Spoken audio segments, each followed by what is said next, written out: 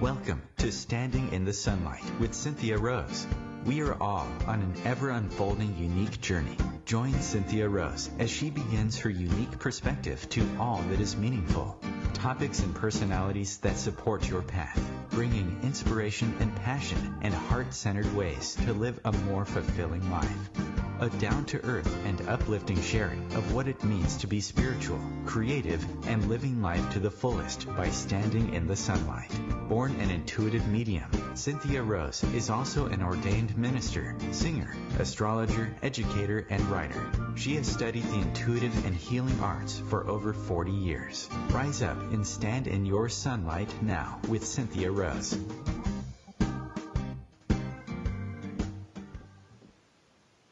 Well, good afternoon where I am. Good morning, good evening, wherever you are. If you're listening live, welcome. And if you're listening later on playback in the many ways you can hear this show, then welcome to you as well. Glad you're here.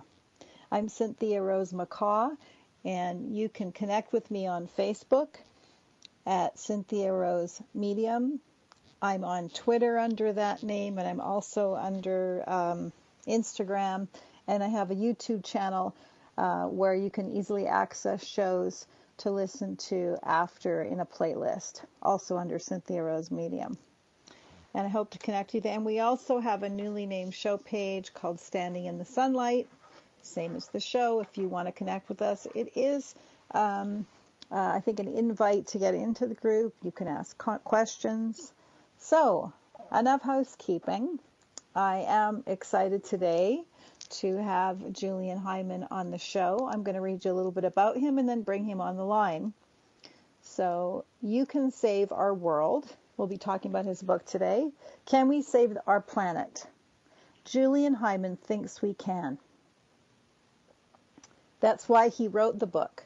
His book contains his radical new ideas for a different system of government and selection of world leaders, innovative methods to curb population explosion, provision of global health care, education systems, and more. He's calling for a profound change that will bring us back from the edge, and he is asking the reader to do their part. You Can Save Our World has wisdom and insight. It challenges the reader to answer Hyman's call. Let's work together with imagination, compassion, and kindness towards the solutions that can save our world. Now, Julian Hyman is born on August 1st, 1920 in Baltimore, Maryland. So that means he's 98 years old. He's seen a bit. Julian Hyman graduated from the University of Pennsylvania's Wharton School of Business after serving overseas in the Army Air Force ground support in World War II. Hyman went on to take control of the family business and traveled the globe. At age 70, when most people are thinking of retirement, he began a second business, Global Messenger, with his wife and son.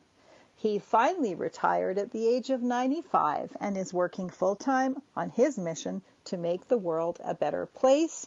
I will repeat the website at the end of the show, but you can check him out at youcansaveourworld.com. You need to type https:// U as in the U letter, youcansaveourworld.com. Julian, are you there? I'm here. Can I call you Julian instead of Mr. Hyman? Please do. Please I figure, do. Okay. Well, I think at 98 that deserves an ask. Thank you very much. No, I'm just Julian. Now, do you have any questions? So now, what prompted you to write the book? I traveled around the world for 38 years for business, for purchasing. And mostly it was to third world countries.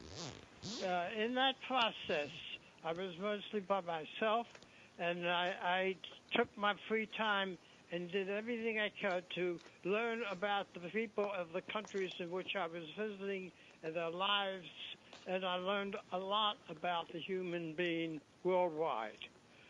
I found out that as people, when we are born, we are all identical. There's no difference in north, south, east, or west. A few years of being in a social culture, they adopted its points, and that's when we started to differentiate. But one thing about it, we all wanted the same thing out of life. We want a happy family, and we're all striving in that direction. And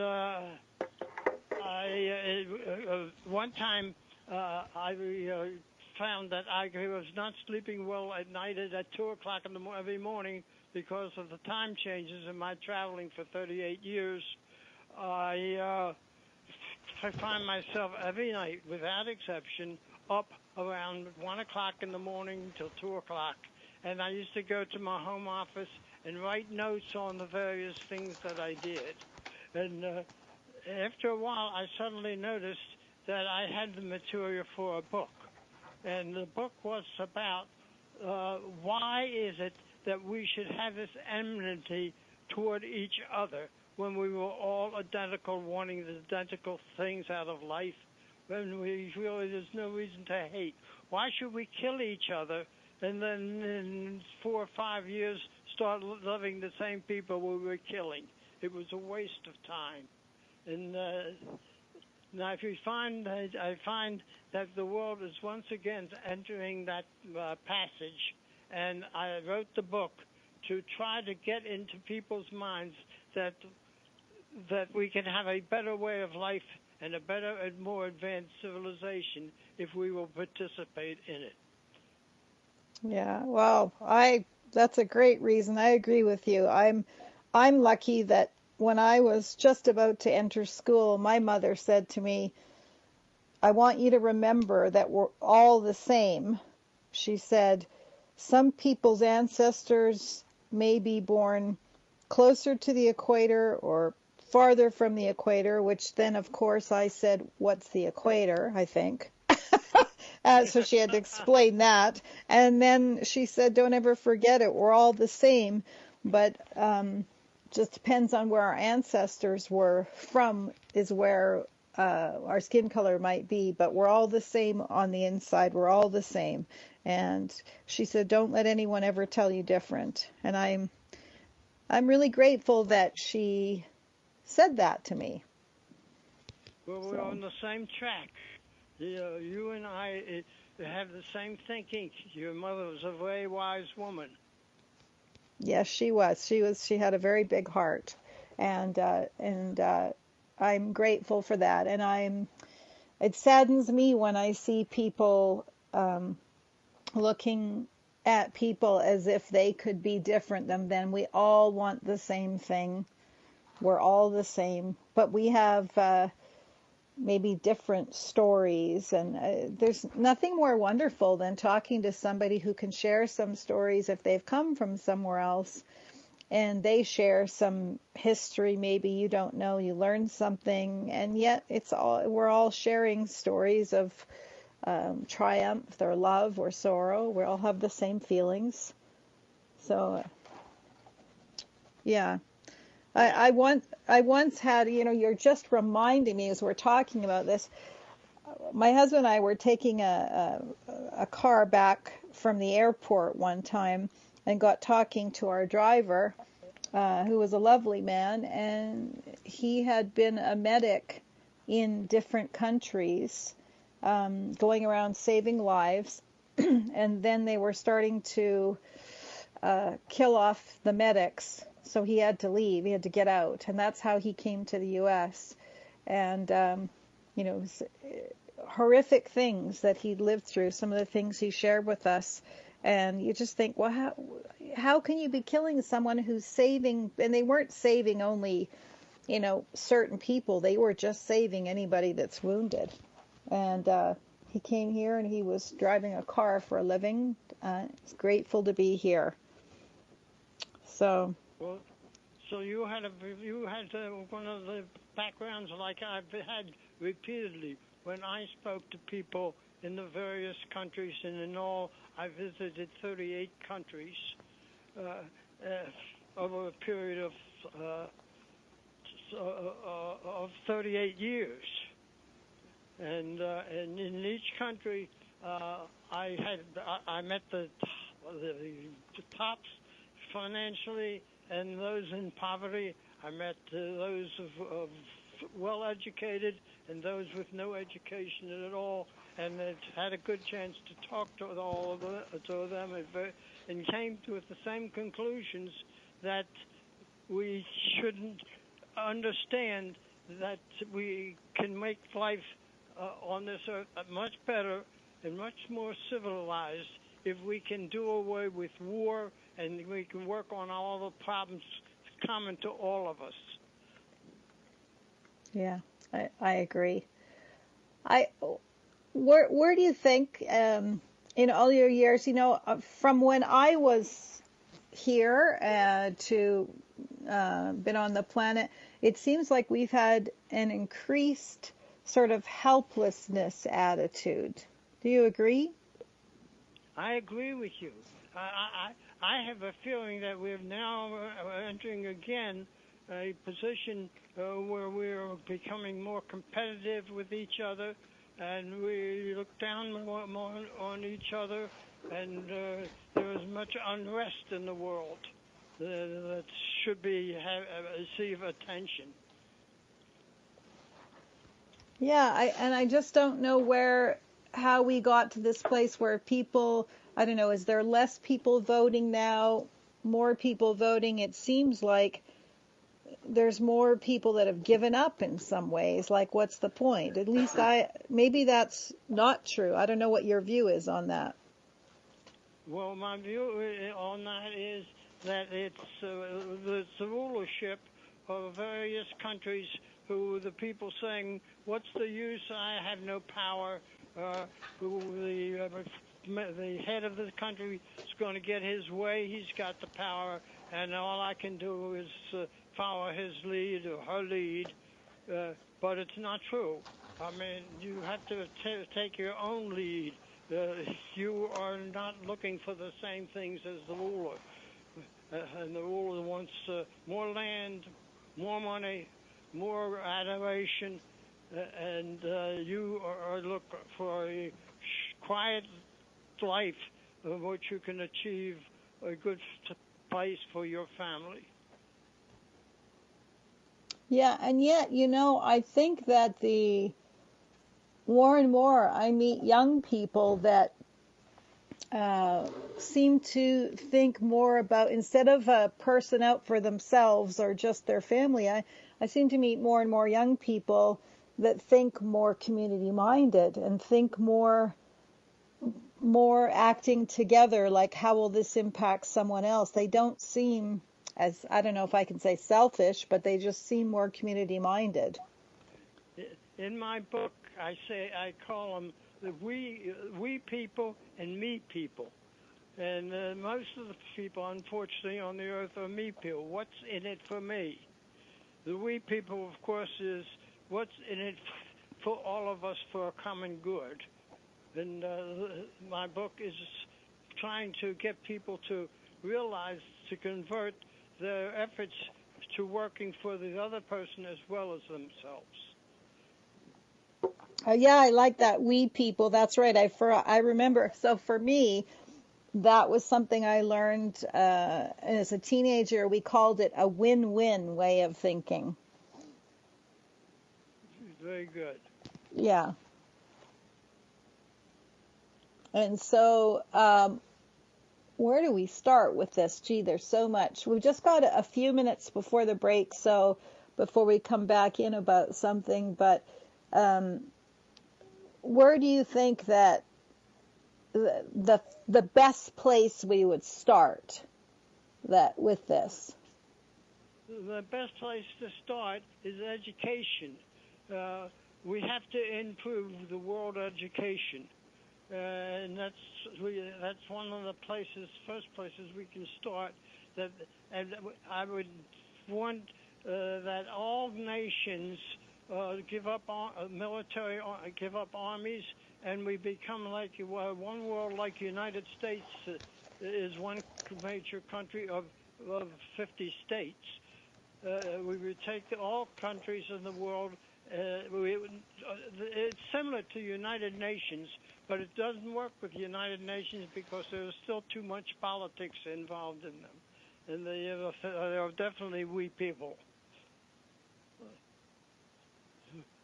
Right. They're not we people. They are me people. I beg Right. your pardon. Right.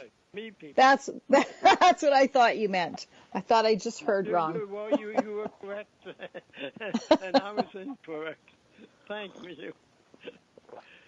You know, and that's something that I wonder how that would work when we have so much fear, that we have more fear going on with this, more fear about military. I mean, there are people. Go ahead. I'm dependent upon the new technology on which we can now talk so easily to each other with modern telephone systems and cyber equipment that we have, that we can communicate inexpensively and quickly to all over the world. And I'm suggesting that there clubs be formed in each country, and the members of the clubs would communicate with members of the clubs in other countries and get to know each other and become familiar with each other. Okay. One of the things in my book, one of the things I suggest in my book to do to get started. Okay, let's talk more about that after the break. Stretch your legs, everyone. Grab a glass of water, and we'll be back with Julian Hyman. You can save our world. Just a moment.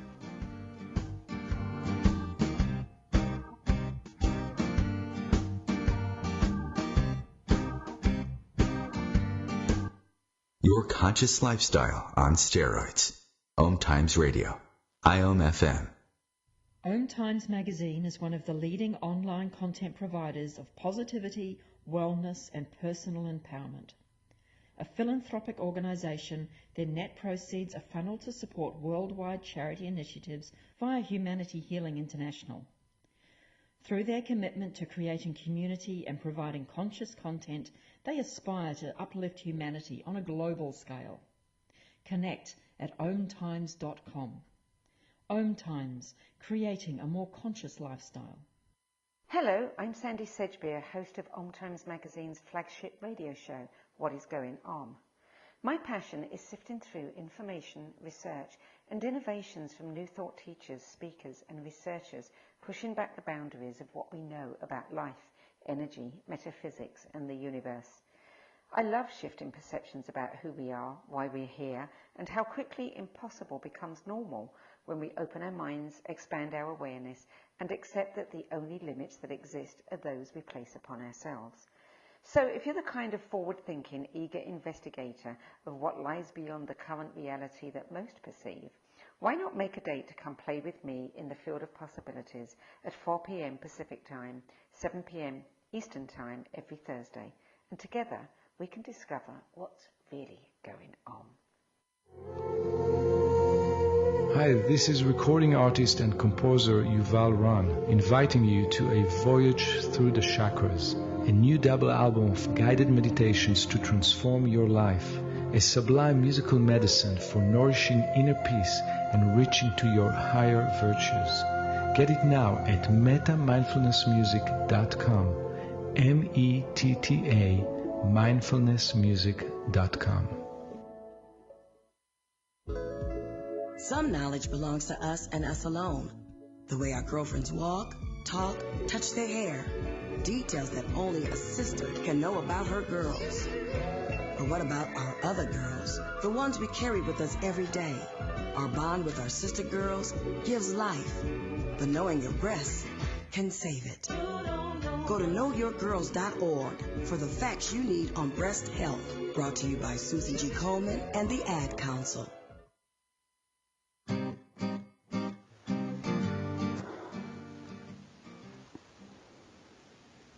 Okay, we are back with Julian Hyman talking about You Can Save Our World, which is a book he's written.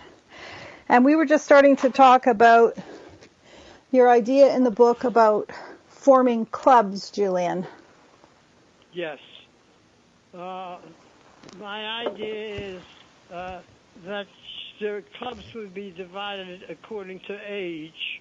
It would be a special kind of club for someone who was, say, at the last grade high school level through college, and then different clubs for people who are out earning a living and working till they retire, and a third group of type of clubs for people who have retired and have free time, and each one can work with counterparts in other countries that fit in the same pattern and have similar attitudes and feel comfortable with each other and get a chance to meet each other and discuss the problems that they have and what they can do to help each other. And who would organize the groups? That's where we're starting at. We're at the base now, and I'm trying to work a beginning. I am located in Baltimore, and I'm trying to initiate it from Baltimore, its initial headquarters of this organization that would start opening up 8 clubs within the Baltimore area and growing it from there. Ah, I see. Okay. And if somebody's interested in starting a group in their area, would they contact you? Yes, by all means. Okay. I understand you're going to give contact methods out to reach me. Yes, we'll do that. And we'll also remind everybody at the end of the show, the last few minutes, that we'll remind the website and any contact you want to give out. Thank you. Yes. So one of the things that, just we're talking about, I'm trying to think of anything that might come up for someone. I just read, I think it was last week, are you familiar with CBC or the Canadian Broadcasting? Yes. So I remember seeing, I see some of their podcasts or some of their posts, and I recall something being said about the U.S., what was it, somebody had written it, if there was a war, the U.S. would now lose with the way things are right now, which put Canada in danger or any allies that relied on the U.S. So it was quite, I would say, fear-mongering and creating a lot of fear around this. And I know that Canada's for a long time been more peacemaking. And there is that connection that how the U.S. is doing. Canada likes to say that we are a peacemaking country, but if anything were to happen, they're very much part of the U.S. It's the continent there. So for people that are afraid that, there are a lot of people seem to be buying more guns and people more afraid and the whole gun issue. What do you think about that? Where would we start with that?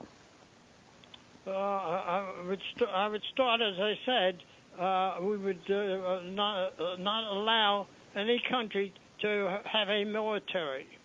There would be one single military, and that would be the central government. The countries would be like states to the United States. That's one of our advantages. That we're not one state no longer fights another state.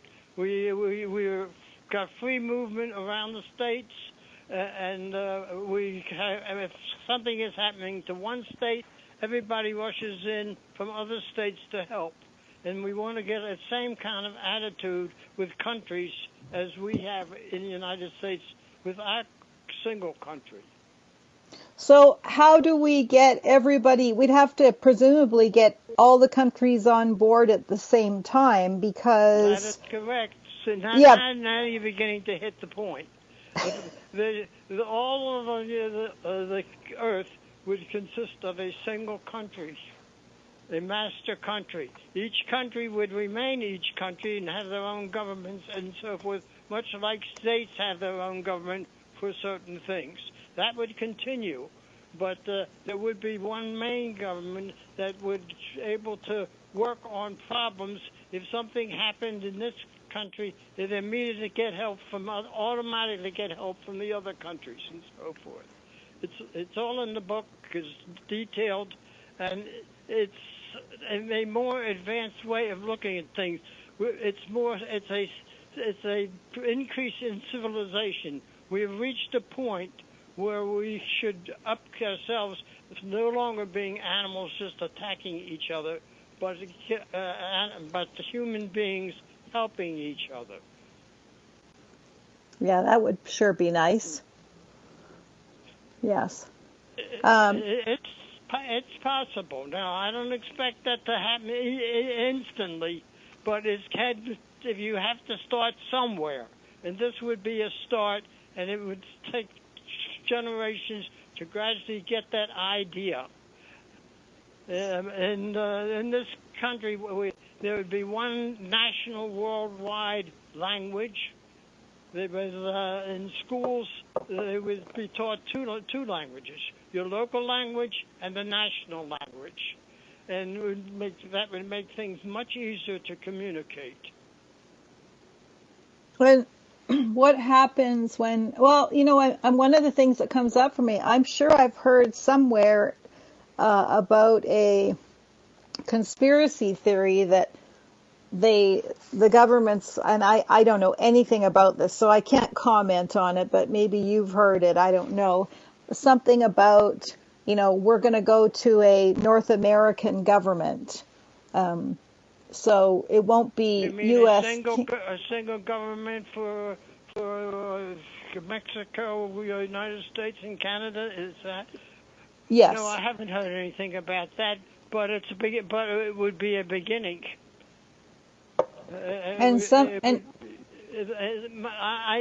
I don't give up the individual governments. I don't get involved in politics, and I don't get involved in religions. This is strictly a human being to human being way of working. So it sounds like what you're suggesting is not what that I've heard about, is really that we would all still have our governments, but that we would have, like you said in the beginning, not United Nations, but a governing body for all of the nations. That's right. It would be there would be a single government body, and then each present country would have their own governments as they now have, and as the people want it to be in each of those areas. But certain things would no longer be run by the individual countries. That would be from the master organization. And in my book, it tells us how to form ways of forming just such an organization. And if I remember correctly, that I did read the book, and if I remember correctly, you said things like war and that, but we would still. What I guess my question was, what about economies or issues of money where one or two countries try and dominate this type of world organization? Where do you see issues in that way? I am suggesting that the layout of the governments be organized by some of the most intelligent people in the world to form an institute. And it would be the institute's job to form these various rules and regulations to protect things from happening, as you mentioned. Right, because that seems to be always a concern now of one country being more powerful. I mean, that's how we're very fear-based in many ways. And how do we stop something like that happening again with the World Organization? That's what the Institute's job would be. I mean, what we are talking about, world peace, there are people at the present time, all over the world, there are people of higher education who will feel just like we do. Einstein was involved in the same belief. He gave a speech before the United Nations in which he worried about the fact that he had helped create a weapon that could destroy the world. And he said something needed to be done and organized in the world to overcome that. And he suggested that all the countries in the world join up as one country.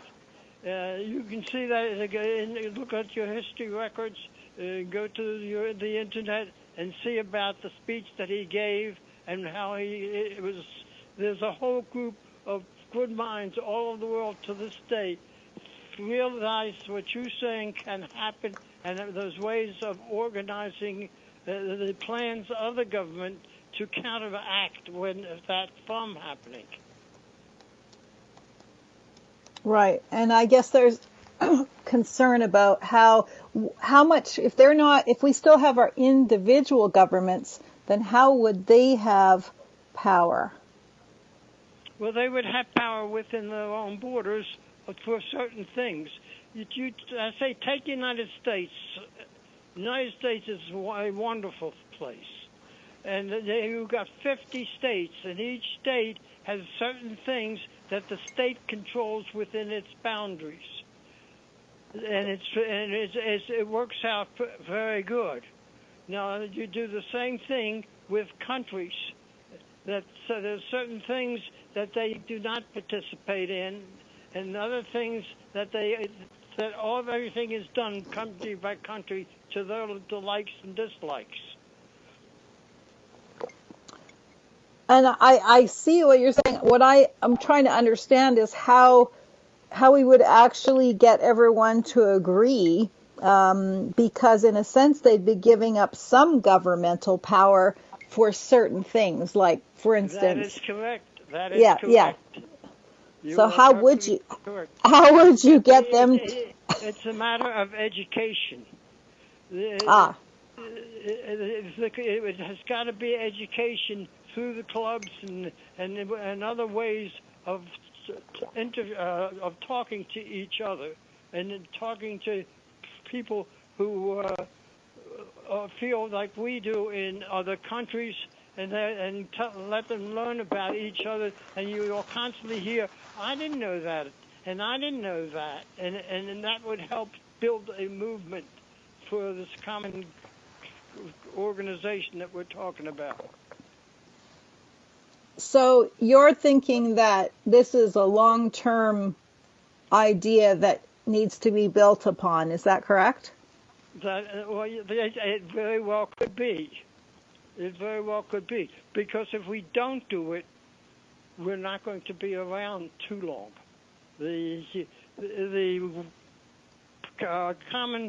weapons that are being now worked on and invented with the technology is going to be so bad that the human race will not be able to exist on Earth if we have a war using them. Yeah, that's true. We have our own domestic war, it seems, of people going crazy with guns right now. So we are aware of the existence of this great problem, and if we don't become more civilized and more understanding and more cooperative with each other, we're going to eliminate each other. That's a possibility. I'm a eternal optimist, but I do agree with you in what you're saying. I come from a perspective that, a thought is energy and everything is energy. So if we can focus on what it is that we want to create and keep that focus and take right action, then we can create it. Do you think that way? Exactly. You and I are on the same tracks. You're going in Beautiful. the same direction. Yeah, beautiful. And the idea that, just trying to form my thought here with this. see, I guess my thoughts that came up when I read it too was, suppose everybody agrees, but Korea says no. Then we that's I've thought of, and the solution is that no one would have any business to do with Korea at all. Korea would be isolated for Korea only, and for any other purpose, no country would have any business to do with Korea.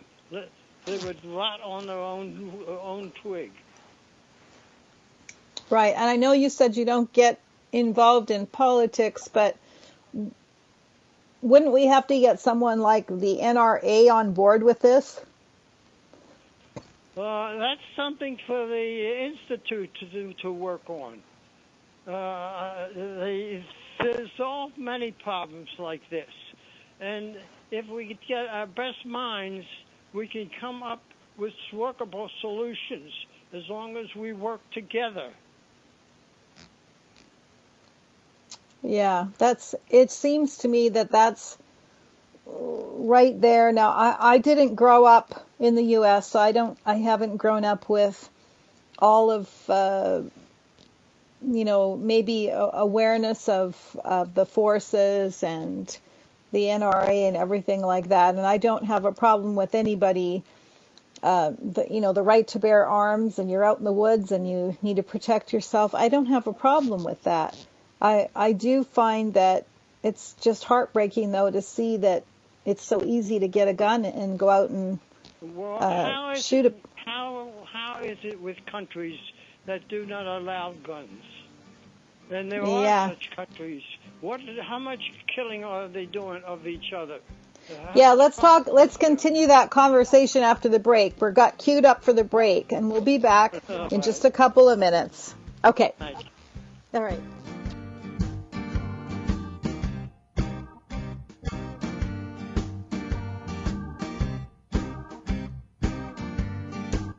Free your mind with OMTimes Radio, IOM FM. Ascending Hearts is no ordinary dating site, but a spiritual dating site with a purpose, to link you with your soulmate. We engineer the serendipity so you can trust that you will attune with someone that has the same matching vibration as you. Ascending Hearts, the conscious dating site for the spiritually aware. Try Ascending Hearts for free, ascendinghearts.com. Tune in to The Practical Intuitive, Mind, Body, Spirit for the Real World with me, host Robin Fritz, Mondays at 2 p.m. Pacific, 5 Eastern. I'll cover personal and business intuition, animal communication, mediumship, space clearing, past life regression, shamanic insights, energy healing, soul choice, and more, all to help you tap your own intuitive and healing skills. No ifs, ands, or buts. Hi, this is New Age Grammy winner Paul Avgerinos. Thanks for listening to OMTimes Radio, and please support my peaceful healing music with a purchase at iTunes, Amazon, or wherever you shop for fine music. Just put my name into the search engine, Paul Avgerinos. A, V like Victor, G like George, E-R-I-N-O-S. You can also visit me at roundskymusic.com. Thanks for listening, and I'm wishing you the brightest of blessings.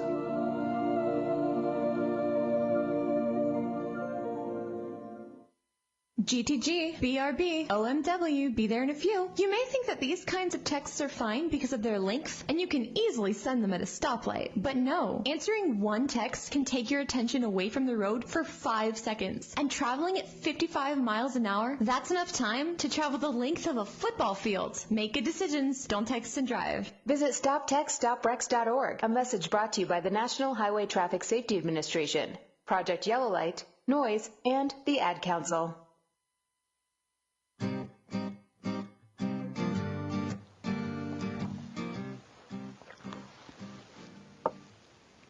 Okay, we're back talking to Julian Hyman about his book, You Can Change the World. And let me remind listeners, he's 98 years old, so he's traveled all over the world. So he's got quite a viewpoint. He didn't live 98 years in one city. Thank you. So we were just talking about people getting access to guns, weren't we? And you were talking about the countries. My point is that of all the almost 200 countries in the world, there certainly must be a few countries that do not allow guns and do not have a problem caused by having guns. There has to be. And also another thing we haven't discussed is drugs. What about the drug habit? There's we all over the world we have addiction, and we can do more than we are doing. My thought is that one of the things that the central government should do, which should be build up research on to locate medications that will counteract the addiction of drugs. I mean, it's the same as a disease. We have a disease, and we have research being done on medications and other things to overcome the disease. We've had many successes with certain diseases. A few of them, like smallpox and etc., have been eliminated by that. I mean, why can't we work to overcome the addiction of our bodies to drugs? And if a person absorbed the drug and had to go through a bad case of eliminating the need for it, you would find there'd be a lot less drugs in the world. It's something that has not been attempted but should be attempted, and if it is attempted, it's got to be a worldwide effort. Yeah, I think that, I wonder if countries were to start just there, looking at the worldwide effort of guns, if that might, right there. But I'm thinking back to someone I know whose family was in the military. And, I'm going back to the 90s, and I can remember there was talk of, I know what it was. There was legislation that was brought into Canada about having to register your guns. And this person was very upset about having to register their gun. And my thought was, well, would that help with any crime? And the answer that I always got back then was, we could end up in the war. You had a country that didn't have any guns and they were invaded first. There wouldn't be if no country had guns and couldn't be killing each other. They wouldn't have the weapons. They wouldn't have the military. They wouldn't have the huge expense that they now have to cover maintaining the organization and the veterans and veteran hospitals and so forth. The amount of money that the countries are putting into the military is huge. And if you could take that same money and use it in some of these problems that you and I are talking about, we can make better progress in overcoming them. Yeah. I'm wondering if all the countries got together, I think in the UK, in Britain, I think they bought back guns from citizens. So you have somebody that says, well, I paid a lot of money for this, and they did a buyback program, and they have had a decrease in the amount of people that have been killed. I mean, it would be a good idea if there was an organization formed maybe to start with that. And I wonder if there would be anything like that in clubs, encouraging clubs worldwide that way. Definitely. if you start the education at young ages, high school level up, you would see that the attitude toward guns would change. Actually, it's a sport that people like and love, but when you make them so readily available to every criminal mind, which it is today, there's no criminal that finds that they cannot get their hands on a gun one way or the other, and they do it.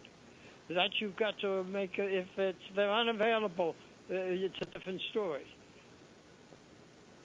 Yeah, it's something that I certainly don't understand, and I know I don't have all of the answers, but I certainly think it would be great if we could begin some dialogue, because I know myself, I know another radio show host started a dialogue on being able to talk with this whole idea of the owning a gun and everything that was going on, and there was a discussion trying to happen on Facebook, and it just seemed like people got hostile, like I have a right to have my gun and go away. And I thought, well, we're just trying to bring a discussion here about what's the answer for so many people being killed, and people have gotten so touchy, maybe because they're on social media and they don't, they're not face to face, but we've forgotten how to listen to each other.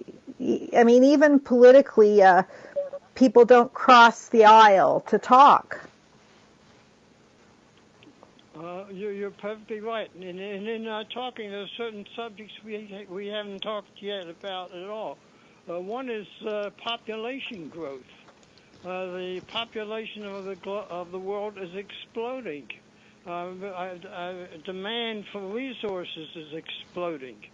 And the way it's going, we will exhaust, somewhere along the line, we will exhaust our resources unless we have a program to anticipate, to reduce our population levels. We have organizations that are against abortions. But I say to those people, that's a good idea to keep the population down when it's not wanted. Now, with these people, I cannot understand. They are against abortion, but they are not against war. Now, killing is killing, whether you get killed in the womb or whether you get killed when you're 18 years of age. It's still a killing stage, and this should be not allowed. Yeah, that's I think sometimes if somebody is against abortion, if they're willing to raise the children for the person that can't take care of them or is, maybe not well, even mentally, that can help them take care of them. That's a really tough one. I've never understood that one myself. So, or killing period. I don't understand that, but I think I have to commend you on all you've written and the idea here. I think we need some younger people to jump in here and be part of these clubs, because it seems like quite a task. You're 100% correct. I've got another few months, years. I don't think of years anymore. But it's for the younger generation to get, as I read this book, and get into these ideas, because they're the ones who are going to have to do and correct it. Yeah, and one of the things that, this isn't from your book, I know, but see, makes me think of, there was a Convention of the Rights of the Child, and that was created, I think it's like 29 years ago or something, and there's still, the U.S. has still not signed the Convention on the Rights of the Child, which is a whole bunch of countries except for 3, South Sudan, Somalia, and the United States. Well, you might understand if you don't have a stable government that you can't maybe agree to look after children, but why wouldn't the U.S. look after children?